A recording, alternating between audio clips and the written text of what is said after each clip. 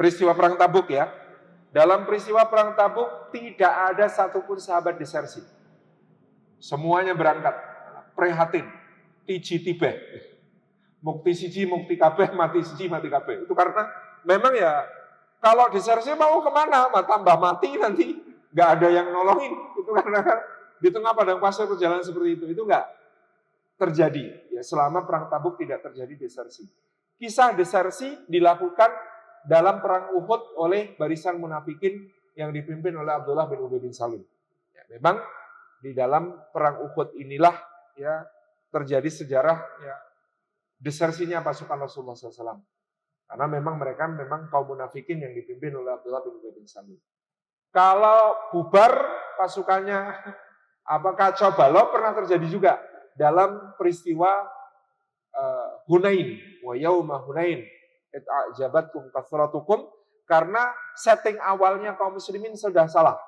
Habis menaklukkan Mekah, gilang gemilang, pasukannya 10.000, bergabung 2.000 orang Mekah, 12.000, bergerak menuju Taif. Waktu itu di Jazirah Arab belum pernah ada pasukan jumlahnya 12.000. Menghimpun sak kampung aja susah sekali kok zaman itu. Kok bisa ini kita bisa ngumpul 12.000 dan hendak menaklukkan Taif.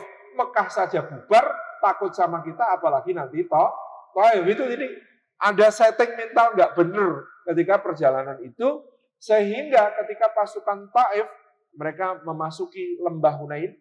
Bapak Ibu kalau ikut takut umroh nanti, insya Allah kalau sudah dibuka lagi, semoga semua diberi kesempatan bertamu pada Allah dan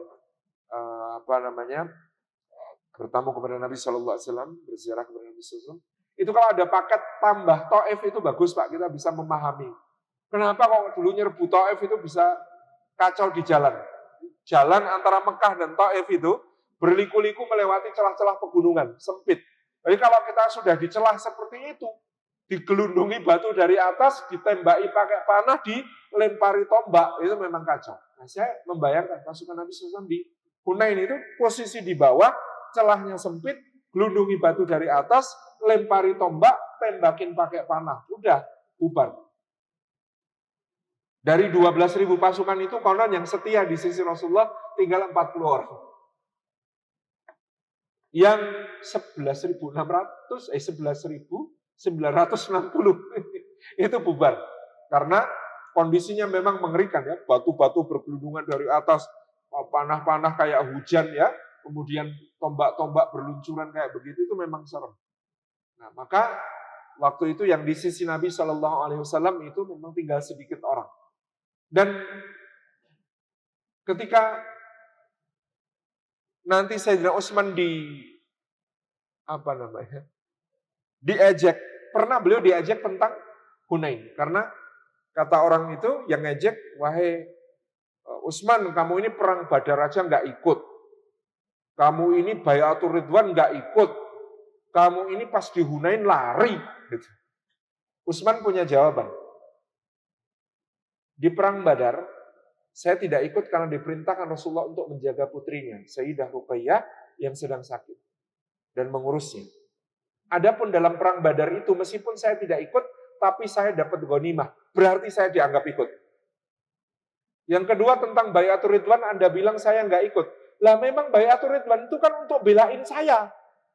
Wong saya lagi ditahan sama orang-orang di dalam kota Mekah. Kan Rasulullah mengulurkan tangan, ini adalah tanganku, ini adalah tangannya Utsman. Kemudian semuanya bergabung. Anda mencela saya nggak ikut Baiatur Ridwan. Loh memang Baiatur Ridwan itu untuk saya, kata Utsman. Yang ketiga, pada saat hari Hunain saya akui saya termasuk yang lari. Tetapi, bukankah Allah sudah mengampuni kami? Masa Allah sudah ampuni kami, kamu masih tetap mau ngejek saya? Jadi Utsman mengaku, pada saat hatta level Sayyidina Utsman, dalam keadaan seperti itu kan memang gentingnya luar biasa, sangat dimaklumi kalau lari. Maka ketika itu di sisi Nabi SAW pada hari Hunain itu, ya ada Sayyidina Umar, ada Sayyidina Abbas, gitu ya. Kemudian Rasulullah SAW mengatakan kepada Abbas, panggil mereka paman. Rasulullah itu teriakannya, ana Rasulullah, ana benu Abdul Muthalib. Nah, ini ada tafsirnya kenapa Rasulullah SAW teriakannya ana Rasulullah wa ana benu Abdul Muthalib. Aku Rasulullah, aku putranya Abdul Muthalib. Aku Rasulullah itu untuk manggil orang-orang yang sudah kokoh imannya. Oh iya Rasulullah di sana. Gitu. Biar pada sadar, ini Rasulullah nggak lari, masa kita lari. Gitu. Ketika beliau mengatakan Ana benu Abdul Muthalib itu untuk memanggil penduduk Mekah yang baru gabung, yang belum bisa ditarik hatinya dengan ucapan aku Rasulullah.